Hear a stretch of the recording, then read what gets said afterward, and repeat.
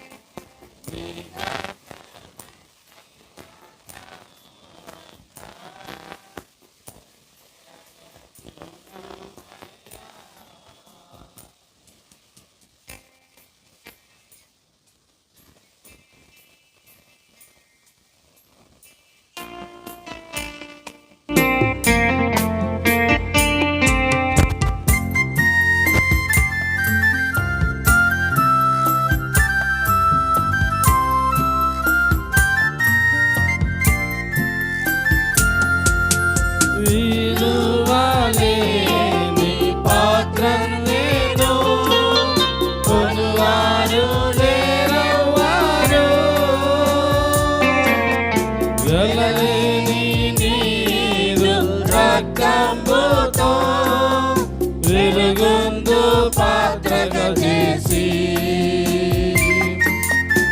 ఆటంకముల నుండి తప్పించి నన్ను ఎల్లప్పుడు కావు మయా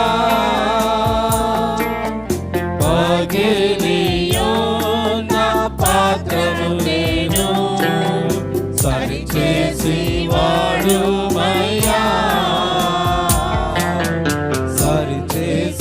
వాడు మయా.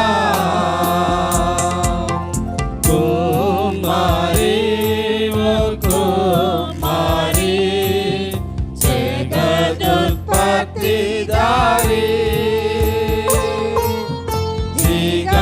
జిగటమన్నైన నా వంక చల్లగా చూడు మయా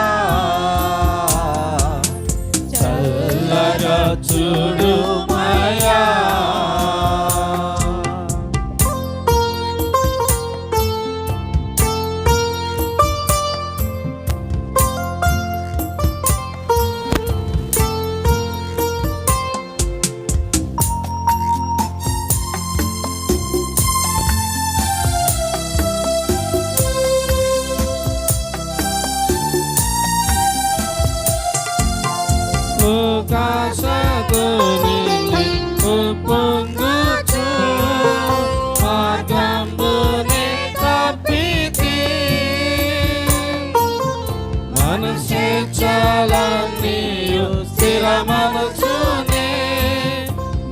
శాంతి కోల్పోతిని పోగొట్టుకున్న పాత్ర ఎనుచు పరిగెత్తి నన్ను పట్టితివి ప్రాణంబు నాలో ఉన్నప్పుడే నీ పాదంబు నేను పట్టితి నీ పాదంబు నేను పట్టితి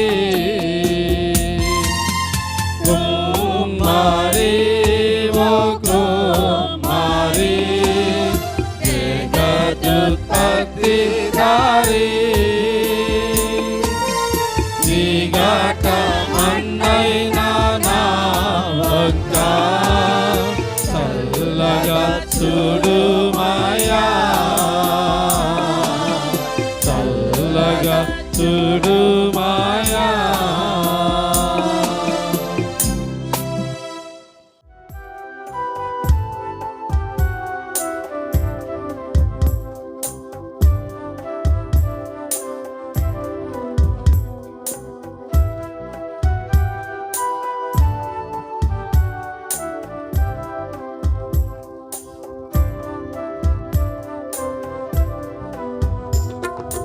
ఎందుకో నన్నింతగా నీవు ప్రేమించితివో దేవా అందుకు నా దీన స్తుతి పాత్ర హల్లెలూయా యేసయ్యా హల్లెలూయా యేసయ్యా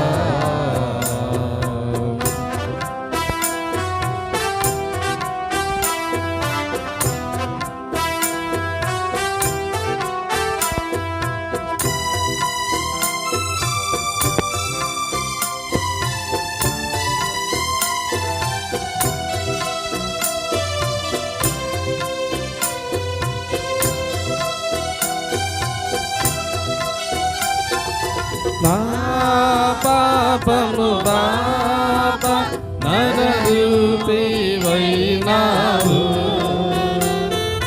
నా శాపము బాప నలిగి వ్రేలాడితివి నా పాపము బాప నరరూపివైనావు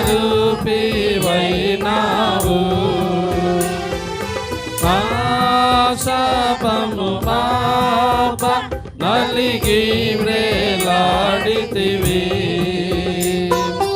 నాకు చాలిన దేవుడవు నీవే నా స్థానములో నీవే నాకు చాలిన దేవుడవు నీవే నా స్థానములో నీవే హల్లెలూయా యేసయ్యా హల్లెలూయా యేసయ్యా ఎందుకు నన్నింతగా నీవు ప్రేమించితివో దేవా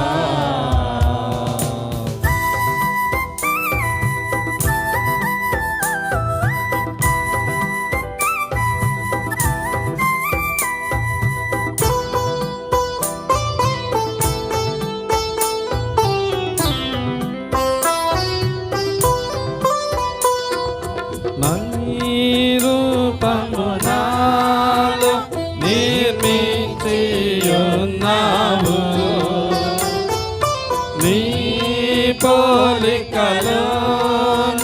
నివసించుచున్నాను నీ రూపము నాలో నిర్మించియున్నావు నీ పోలికలోనే నివసించుచున్నాను నీవు నన్ను ఎన్నుకున్నావు నీ కొరకై నీ కృపలో నీవు నన్ను ఎన్నుకున్నావు నీ కొరకై నీ కృపలో హల్లెలూయా యేసయ్యా హల్లెలూయా యేసయ్యా ఎందుకు నన్నింతగా నీవు ప్రేమించితివో దేవా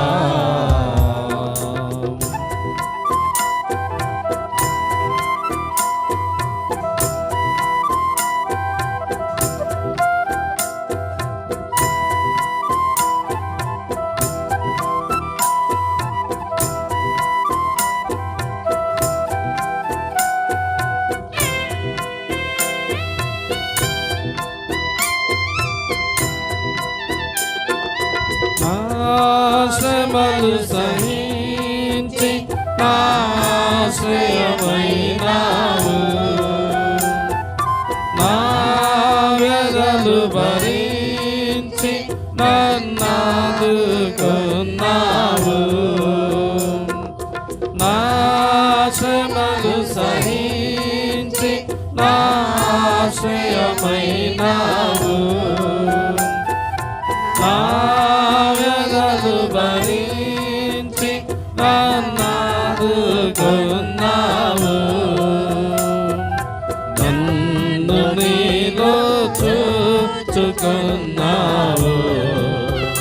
నన్ను దాచియున్నావు నన్ను నీలో చూచుకున్నావు నన్ను దాచియున్నావు హల్లెలూయా యేసయ్యా హల్లెలూయా యేసయ్యా ఎందుకు నన్నింతగా నీవు ప్రేమించితివో దేవా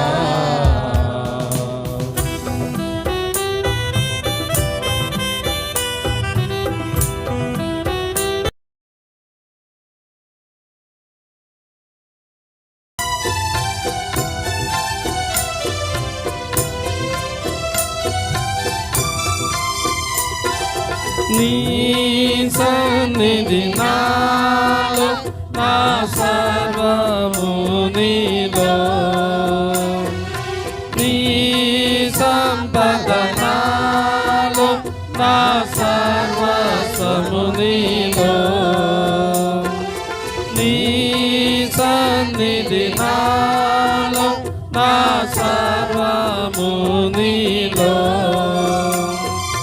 నీ సంపద నాలో నా సర్వస్వము నీలో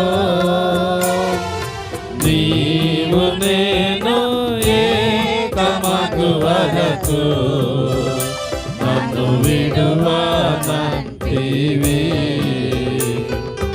నీవు నేను ఏకమగు వరకు నన్ను విడువనంటివి హల్లెలూయా యేసయ్యా హల్లెలూయా యేసయ్యా ఎందుకు నన్నింతగా నీవు ప్రేమించితివో దేవా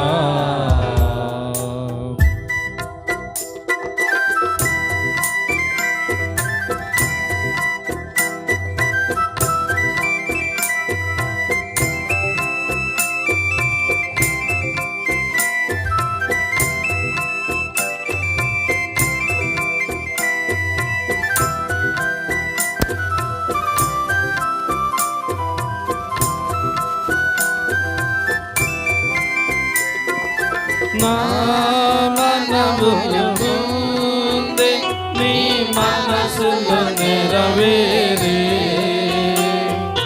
నా మనుగడ ముందే నీ గ్రంథములో నుండి నా మనవులు ముందే నీ మనసులో నెరవేరే నా మనుగడ ముందే నీ గ్రంథములో నుండి ఏమి అద్భుత ప్రేమ సంకల్పం నేనేమి చెల్లింతో ఏమి అద్భుత ప్రేమ సంకల్పం నేనేమి చెల్లింతో హల్లెలూయా యేసయ్యా హల్లెలూయా యేసయ్యా ఎందుకు నన్నింతగా నీవు ప్రేమించితివో దేవా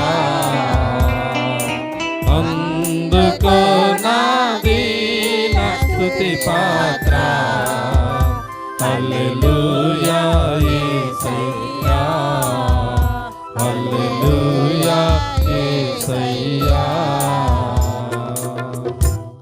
మన తండ్రి నా దేవుని నుండి ప్రభువైన యేసుక్రీస్తు నుండి కృపా సమాధానం మీకు కలుగును గాక. ఆమేన్. దయచేసి కూర్చోనండి.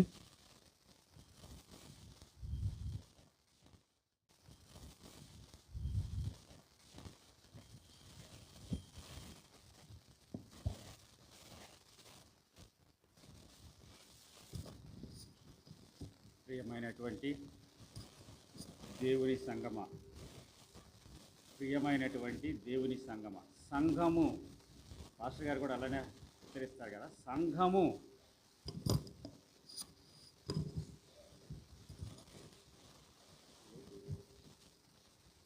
సంఘము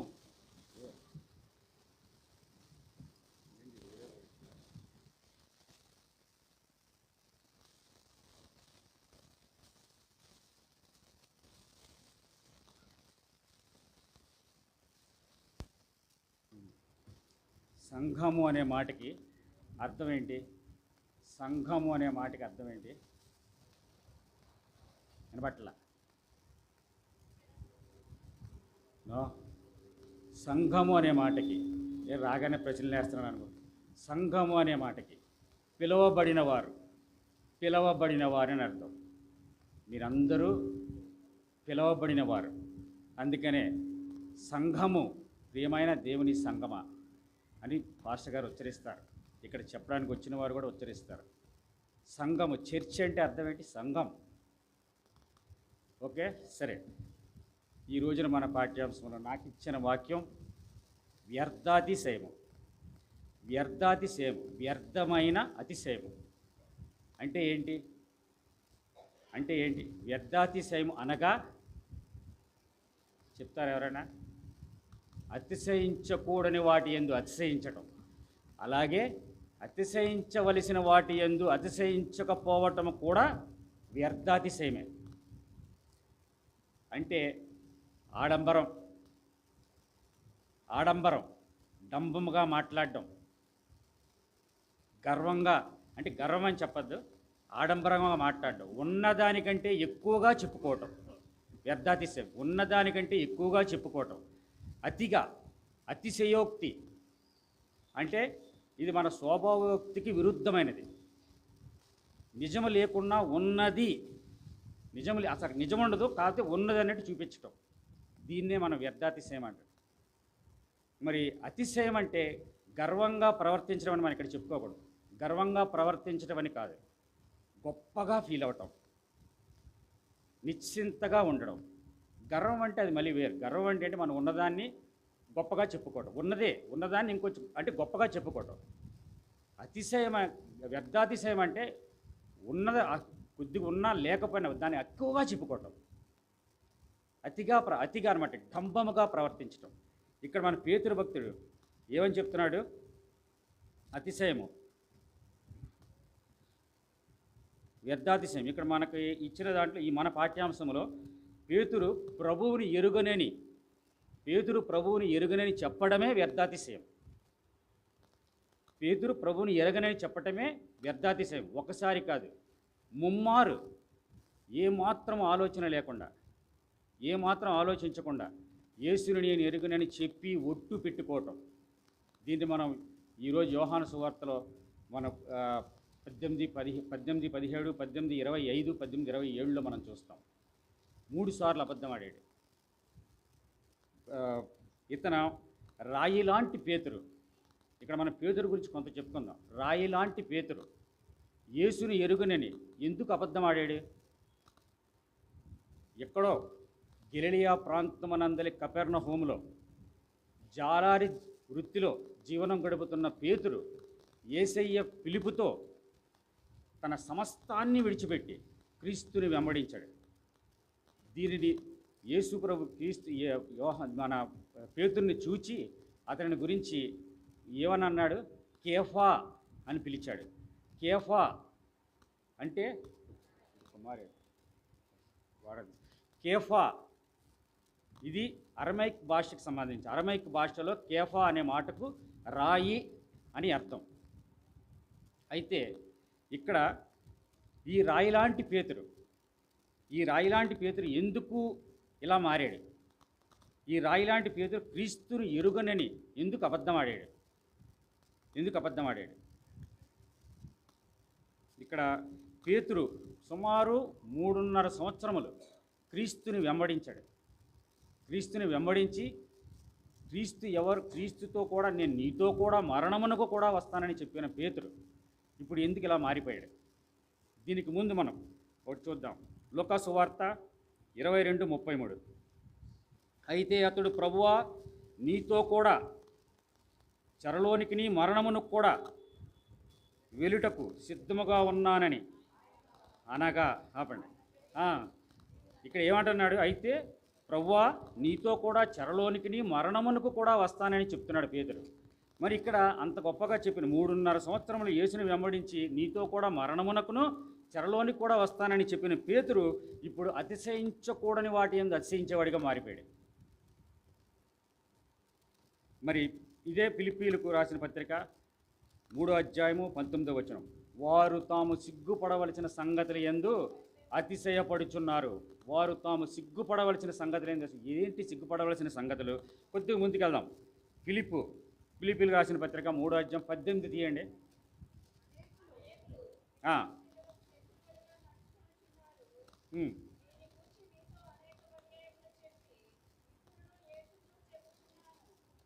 ఆపండి.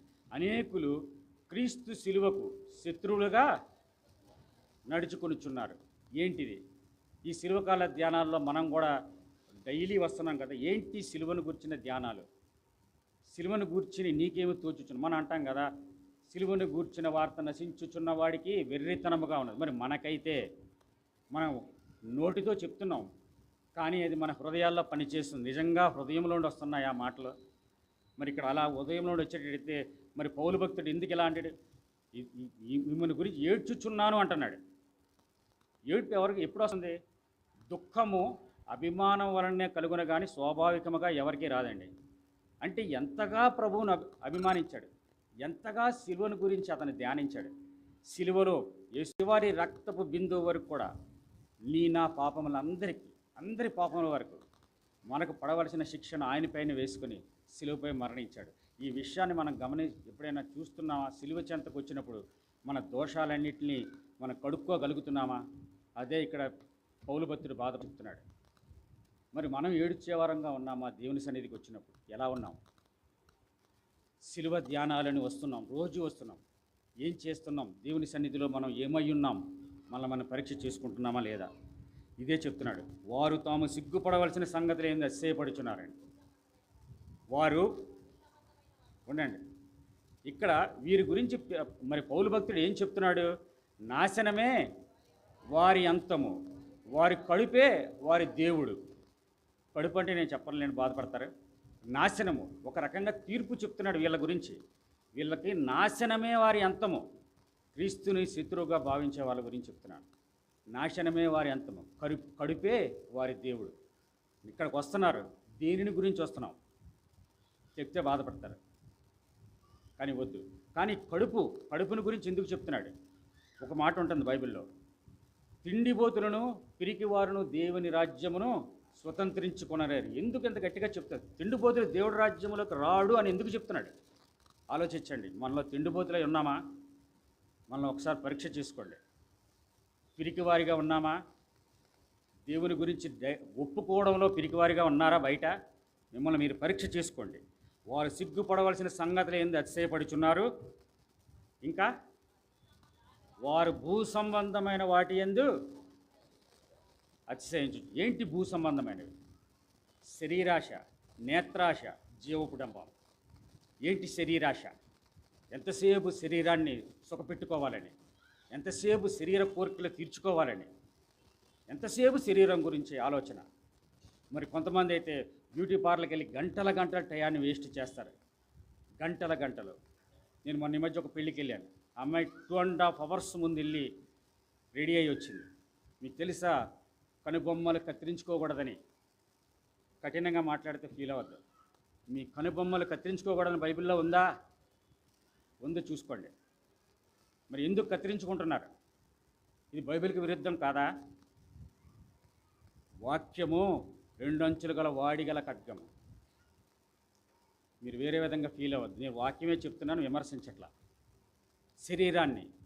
ఈ శరీరాన్ని పోషించుకోవడం కోసం శరీరాశ. ఎన్ని పాటలు పడుతున్నారు. శరీరాశ, నేత్రాశ, కంటితో చూసేది ప్రతిదీ మనకు కావాలి.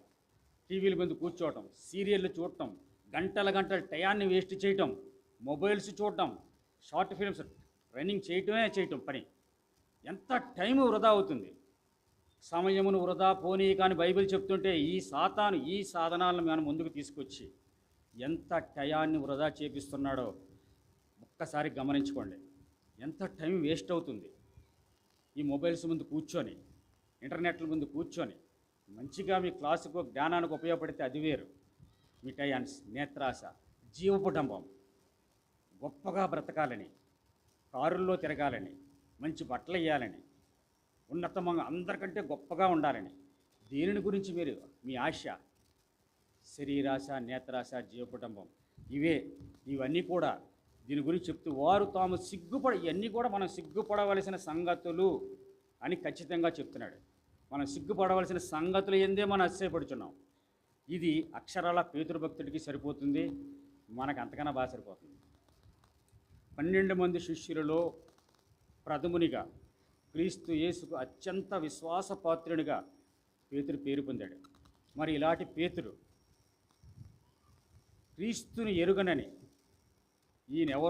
క్రీస్తు అంటే ఎవరో నాకు తెలియదని క్రీస్తుని బంధించి తీసుకెళ్తున్న ఆ రాత్రి రోమన్ సైనికులతోనూ అక్కడ ఉన్న స్థానికులతోనూ ఎందుకు అబద్ధమాడాడు? ఇలా ఎందుకు జరిగింది? ఇలా జరగటంలో అంతరార్థం ఏంటి? యేసయ్య కూడా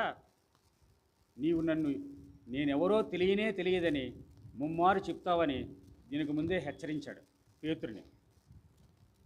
అవునా కాదా? హెచ్చరించాడా? ఓకే. అసలు ఇలా ఎందుకు హెచ్చరించాడు? ఇందులో గల గూఢార్థం ఏంటి? ఇందులో ఉన్న మర్మం ఏంటి? 2 ఒకటి బలము, అయితే రెండోది బలహీనత. అతనిలో ఉన్న బలహీనత. రెండోది భయము. బలహీనత కాదు, భయము. ఈ భయం, ఈరోజు బలహీనతను గురించి మనం చెప్పుకోవద్దు, ఎందుకంటే టైం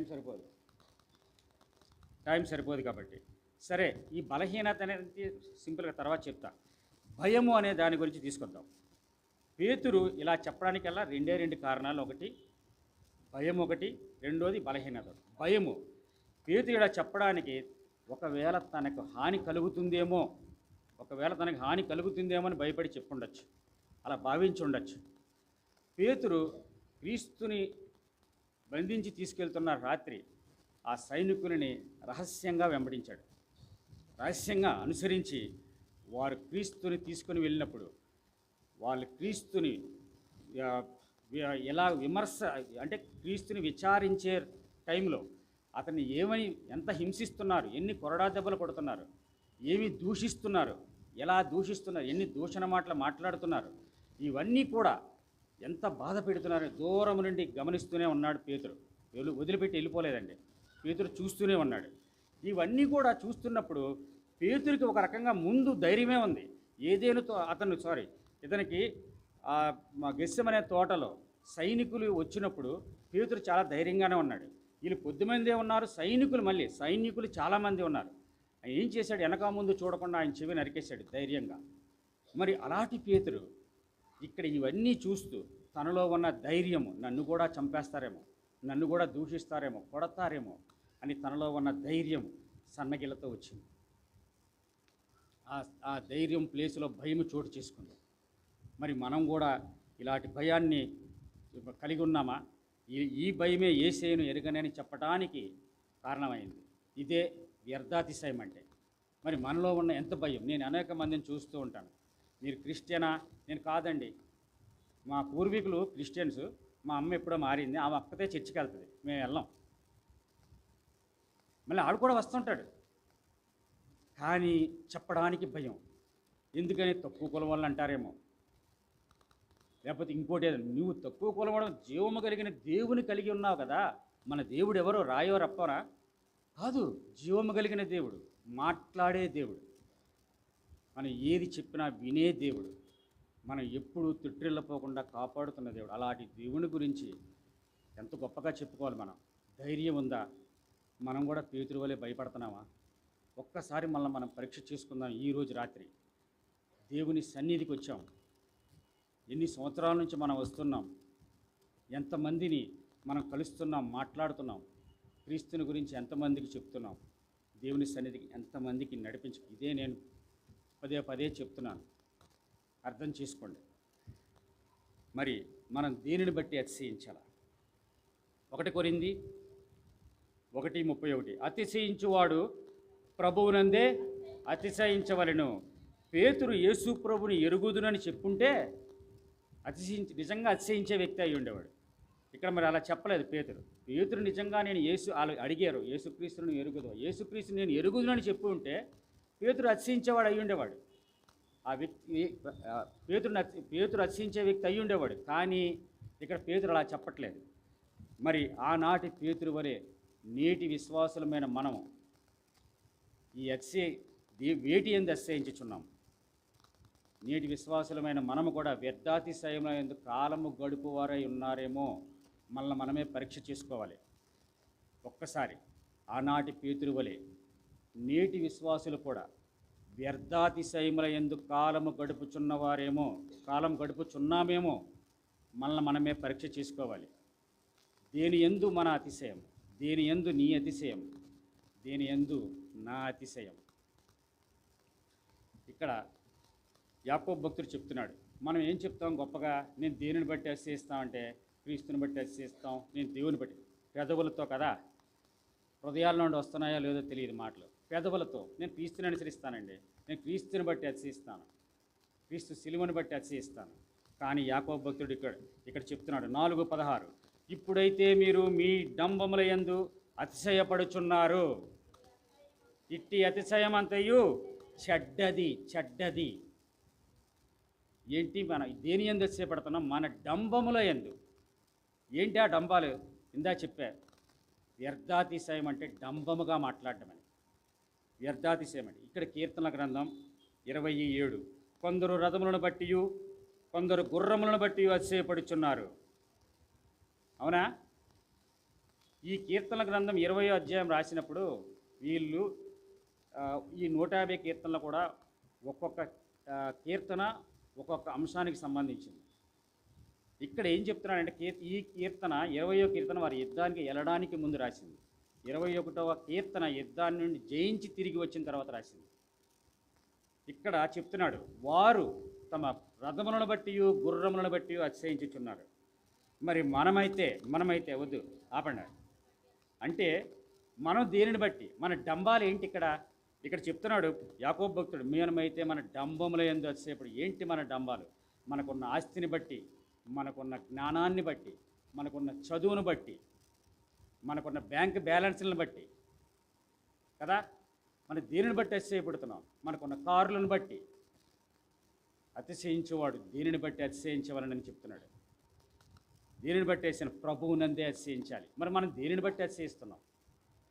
దేనిని బట్టి? ఇవి మనకు ఉన్నవన్నీ దేవుడిచ్చినవి కాదా? అలాంటప్పుడు మనం ఎవరిని బట్టి అతిశయించాలి? దేవుని బట్టి అతిశయించాలి. దేవుని మీదే మనసు నిలపాలి. దినమునకు ఎన్నిసార్లు మనం ప్రార్థించాలా? ప్రొద్దుట లెగవగానే మనం దేవుడి సన్నిధికి వెళ్తున్నామా? మీ బిడ్డలను దేవుడి సన్నిధికి తీసుకుని వెళ్తున్నామా? మొన్న నేను VBS క్లాసులు జరిగేటప్పుడు పిల్లల్ని అడిగా, ప్రొద్దుట లేచి మీరు ఏం చేస్తారని. ఎవరు చిన్నపిల్లలే, ఎవరు కూడా బైబిల్ చదువుతానని చెప్పలేదు. నాకు చాలా బాధేసింది. ఈ పిల్లలకి నేర్పించరా? ఇంకెప్పుడు నేర్పిస్తారండి? పొద్దుటి లెగవగానే వేరే క్లాసు పుస్తకాలు కాదు, దేవుడి దగ్గరికి రావాలి, బైబిల్ చదవాలి. రోజుకి కనీసం 3 అధ్యాయాలు చదవండి. ఓపిక లేదా పని ఒకటన్నా చదవండి. మీ పిల్లలు చదువుతున్నారా లేదో చూడండి. వారి దేవునిలో ఎదుగుతున్నారా? ఈ లోకముతో కలిసిపోయి బతుకుతున్నారా? ఒక్కసారి ఆలోచించండి. ఏదో వస్తున్నారు, మా పిల్లలు కూడా వస్తున్నారు, చూస్తున్నారు, చేస్తున్నారు, ఇది కాదు. మనం చేస్తూ వాళ్ళని చేపించాలి. మీ పిల్లల్ని డంబాచారాల వైపు తిప్పుతున్నారా? అది కొనుక్కో, ఇది తప్పులేదు, దేవుడిచ్చాడు. కానీ అదే దానిని బట్టే అతిశయించద్దని చెప్పి, అది నీకు దేవుడిచ్చాడని చెప్తున్నారా? ఈరోజు పాఠ్యాంశంలో మనకు చెప్తుంది అదే, డంబాచారాలని. కొందరు అయితే మన ఆస్తులను బట్టి ఇట్టి అతిశయమంతయు చెడ్డదని పరిశుద్ధాత్ముడు ఈరోజు మనకు చెప్తూ ఉన్నాడు.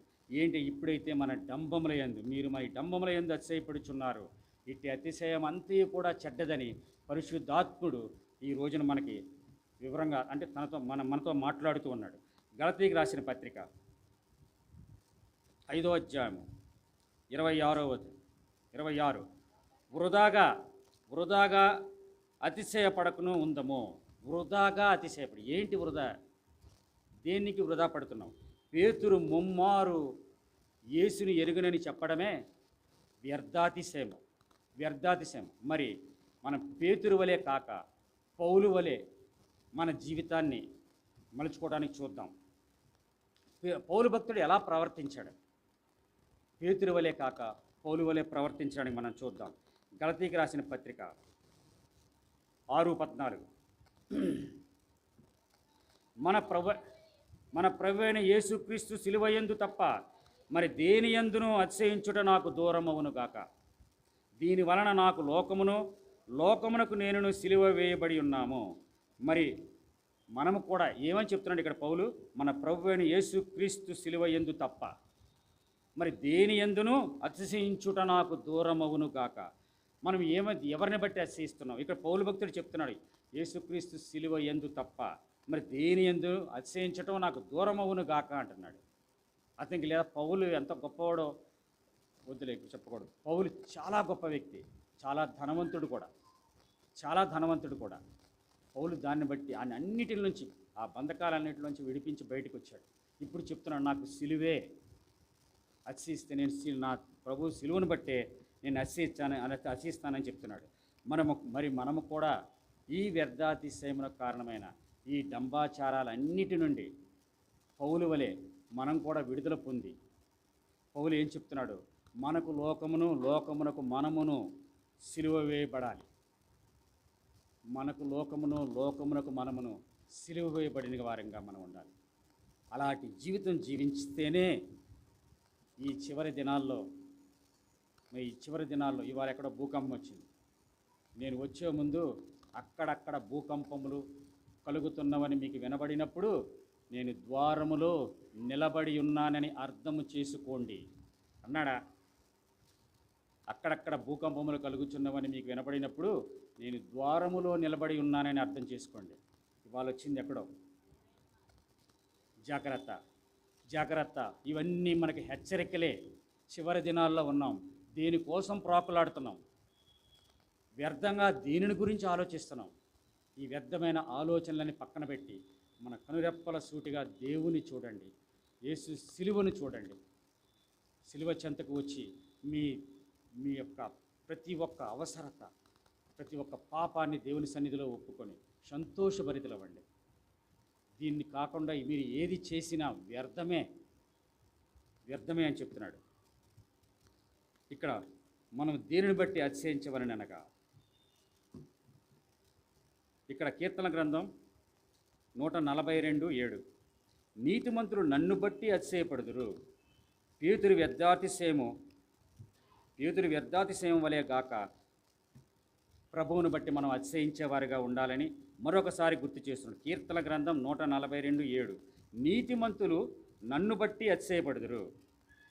పేతురు వ్యర్థాతిశయం వలె కాక ప్రభువును బట్టి మనం కూడా అతిశయించే వారంగా ఉండాలి. ఇక్కడ పరిశుద్ధాత్మ దేవుడు మరి దేనిని బట్టి అతిశయించాలని క్లియర్గా చెప్తూ ఉన్నాడు. ఇర్మియా గ్రంథం 9వ అధ్యాయం 23-24.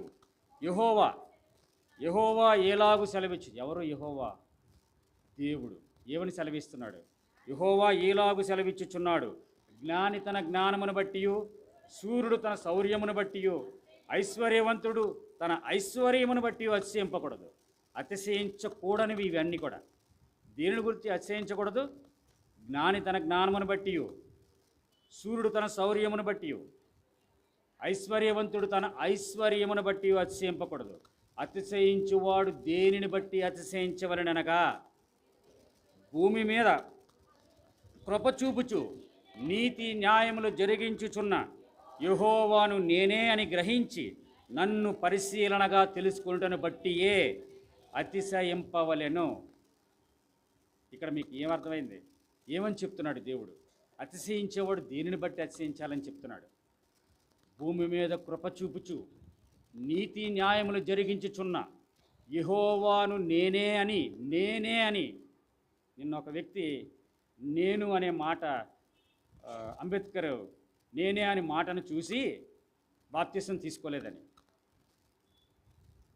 నేను అని అనుకోవడానికి ఒకే ఒక్క వ్యక్తి మనం ఎవరైనా సరిపోం. నేను ఏబిసిడి అక్షరాల్లో ఐ అనే అక్షరం నిలబడి ఉంటుంది, మిగతాన్ని పడుకొని ఉంటాయి వంకర టెంకర్లుగా. ఈ ఐ అనే పదం ఒక్క దేవునికి మాత్రమే చెంది. నేనే దేవుడను, నేను తప్ప మీకు వేరొక దేవుడు లేడు, వేరొక దేవుడు నేనే, నీవెవరు? నేను ఉన్నవాడను అని చెప్తాడు.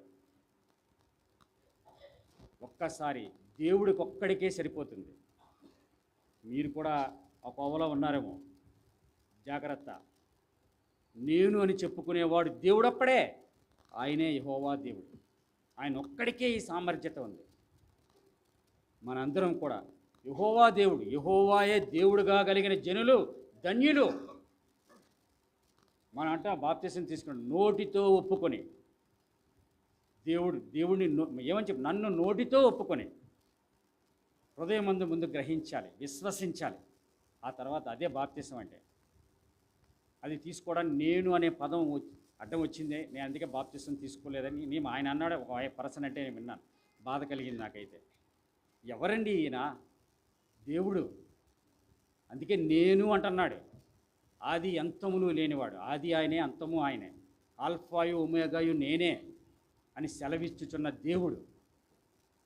మీకు రోషం, మనం ఎప్పుడు కూడా మన దేవుని గురించి ఎవరైనా మాట్లాడినప్పుడు రోషము కలిగి ఉండండి, రోషముగా మాట్లాడండి. నిన్న ప్రవీణ్ చనిపోయాడు, పగడాల. ఆయన మరి మీరు విన్నారా ఎప్పుడైనా ఆయన మెసేజ్లు, డిబేట్లు విన్నారా? ఎంత గొప్పగా ఉంటాయి. దేవుడు ఇలాంటి సమయాల్లో, నేను ఎప్పుడో కొన్ని సంవత్సరాల క్రితం అతనిని ఎక్కడంటే ఆ మధ్య కొద్దిగా ముస్లిమ్స్ వాళ్ళలో వాళ్ళు కొన్ని టార్గెట్స్ చేసుకున్నారు. అది ఎక్కడో పైనుండి వేరే దేశాల నుంచి వచ్చింది. సిడీస్ ఒకరికొకరు పోస్ట్ చేసుకొని క్రైస్తవులు, హిందువులు కాదు, క్రైస్తవుల్ని టార్గెట్ చేశారు. కొన్ని చర్చిల్ని కొనుక్కున్నారు డబ్బులు పెట్టి, వాటిల్లో కావాలని క్లబ్బులు నడుపుతున్నారు. మీకు మరి వీడియోలు వస్తున్నాయో లేదో నాకు తెలియదు. పరిశుద్ధ మందిరాలలో డబ్బులు పెట్టి కొనుక్కొని అందులో క్లబ్బులు, బార్లు నడుపుతున్నారు. అయితే అలాంటి ముస్లిమ్స్ ఎదురు తిరిగి ఎక్కడ పడితే అక్కడ డిబేట్లు పెట్టి యేసుక్రీస్తు దేవుడు కాదని చెప్పుతున్న టైంలో ఇతను బలంగా వాడబడ్డాడు. నేను ఇతని వీడియోని చూసినప్పుడు నేను చాలా ధైర్యాన్ని పొందాను. ఆయన ఒకే మాట చెప్పాడు, చాలా విషయాలు ఖురాన్కి బైబిల్కి పోల్చి చెప్తూ క్రీస్తు దేవుడని, మీరు భయపడద్దు, మీ దగ్గరికి ఎవరన్నా వస్తే నాకు కాల్ చేయండి అని ధైర్యముగా చెప్పిన వ్యక్తి. క్రీస్తు సేవలో బలముగా వాడబడి అనేక చోట్ల మరి క్రీస్తుని గురించి బలంగా చెప్తూ పురాణాల్లో ఏముంది, వేదాల్లో ఏముంది, ఖురాన్లో ఏముంది, బైబిల్లో ఏముంది, బైబిలే నిజమైన గ్రంథం అని చెప్తూ తిరుగుతుంటే నిన్న ఆయన చంపేశారు. హతసాక్షిగా మారిపోయాడు. ఏం పర్వాలా, చనిపోయిన మరుక్షణం ఆయన దేవుని దగ్గరికి వెళ్తాడు. కాకపోతే మనం అలాంటి గొప్ప వేదాంత విద్యను అభ్యసించిన ఆయన మనం పోగొట్టుకున్నాం. చాలా బాధ కలుగుతుంది. సరే, మరి అలాగ మనం ఎందుకు తయారవ్వకూడదు? ఎప్పుడు ఒకటి చెప్పింది మనం వింటమేనా? మనం ఎప్పుడు చెప్తాం? మనం ఎప్పుడు దేవుని వాక్యాన్ని ప్రకటిస్తాం? మన వయసులో ఎంత? నీవు నీ జీవితకాలం అంతా రిటైర్డ్ అయిపోయిన తర్వాత వచ్చి ఇక్కడ కూర్చొని సంచులు తగిలించుకొని వచ్చి ఇక్కడ కూర్చుంటే నువ్వేమో గవర్నమెంట్కి పనిచేయవు, కానీ ఇక్కడికి వచ్చి నువ్వు దేవుడి సేవ ఏం చేస్తావు? ఆ వయసులో గవర్నమెంట్ వాడు నువ్వు వద్దానే కదా తీసి పక్కన పారేశాడు. మనం ఇక్కడికి వచ్చి నువ్వు సంచులు తగిలించుకొని ఏంటి చేస్తావు? నీవు నీ జీవితకాలం అంతా నీకు ఇష్టమైనట్టు నడుచుకొని ఇక్కడికి వచ్చి దేవుని సన్నిధికి వచ్చి ఏం చేస్తావు? సమయం ఉండగానే నీవు యవ్వనుడా నీ యవ్వన కాలమందే నీ సృష్టికర్తను స్మరణకు తెచ్చుకో అని చెప్తున్నాడు కదా. మరి యవ్వన కాలం కాదు, అయిపోయింది, నీకేదో తెలియదు, నీ తల్లిదండ్రులకు చెప్పలేదు బుద్ధి లేక. కొంత వయసు వచ్చింది కదా, అప్పుడేలా దేవుడిని తెలుసుకోలేరా? మీరు తెలుసుకున్న తర్వాత ఏం చేస్తున్నారు? నీ కోసం దేవుడు అన్నీ ఇస్తున్నాడు కదా. అలాంటి దేవుడి కోసం మరి మీరేం చేస్తున్నాం? వాక్యం చెప్పాలి. మనలో చాలామంది ఉంటారండి, హైందవ జనుల మధ్య ఇక్కడున్న శివాలయం ముందు ఈ చర్చ్ అయిపోగానే శివాలయం దగ్గరికి వెళ్తా. ఇప్పుడు తగ్గించా, ఈ సంగపెద్ద అయినా నాకు నిజం చెప్పాలంటే దూరం అయింది. శివాలయం ముందుకెళ్ళి కొబ్బరికాయలు కొట్టి దగ్గర నుంచొని వాక్యం చెప్తుంటే ఎక్కడెక్కడ నుండో వచ్చిన ప్రజల్లో కొంతమంది, నేను స్వరం పెంచి చెప్తుంటే కొంతమంది వచ్చి అక్కడ నుంచుంటారు. వాళ్ళలో ఒక ఆయన అన్నాడు, ఎస్ యు ఆర్ కరెక్ట్, యేసే దేవుడు అన్నాడు. ఆయన హిందువే, బొట్టు పెట్టుకొని వచ్చాడు. అలాంటి ఆయనకి నన్ను వాక్యం అందించమని దేవుడు అక్కడ పంపించాడు. మిమ్మల్ని కూడా పంపిస్తాడు. మీరు దేవుడి యొక్క పనిలో ప్రభువా, నీ పనిలో చిన్న పనిముట్టుగా నన్ను వాడుకో ప్రభువా అని ఎప్పుడైనా దేవుడిని అడిగారా? మాకెందుకులే, తిన్నామా తాగామా పడుకున్నామా అన్నట్టు కదా. ఇలా అయితే ఎలాగా? ఎంతకాలం దేవుడిని వదిలిపెట్టి తిరుగుతాం? నీవు చచ్చిపోతే రేపు దేవుడి దగ్గరికి వెళ్తావా? ఎప్పుడైనా ఆ కాన్సెప్ట్తో బ్రతుకుతున్నామా? ఇప్పుడు చనిపోతే దేవుడి దగ్గరికి వెళ్తామా? వెళ్తామనే గుండెల మీద చేసుకొని చెప్పేవాళ్ళు ఎంతమంది ఉన్నారు ఇక్కడ? ఇప్పుడు చచ్చిపోతే నేను దేవుడి దగ్గరికి వెళ్తానని ఎంతమంది చెప్తారు? గుండెల మీద చేసుకొని చెప్పండి, చూస్తాను. ఎవరు కనపట్ల. కాబట్టి మనం ఏ విధంగా ఉండాలి? ఇక్కడ దేవుడు చెప్తున్నాడు, మీరు మీ డంబముల యందు అతిశయపడద్దు, వ్యర్థమైన వాటి వైపు చూడొద్దు. అతిశయించవలసి వస్తే నన్ను బట్టి భూమి మీద కృప చూపుచు నీతి న్యాయములు జరిగించుచున్న యెహోవాను నేనే అని నన్ను తెలుసుకుంటున్న బట్టియే అతిశయించవలెను. ఇట్టి వాటిలో నేను ఆనందించువాడనై ఉన్నానని చెప్తున్నాడు. మరి ఈ విధంగా మన జీవితాలు ఉన్నాయా లేదా? మన దేవుని బట్టి అతిశయిస్తున్నావా? మనకున్న వాటిని బట్టి డంబాచారాన్ని బట్టి అతిశయిస్తున్నావా? మనమే పరీక్షించుకునే వారంగా ఉందాం. అట్టి కృప దేవుడు మనందరికీ దయచేయనుగా. ఆమేన్.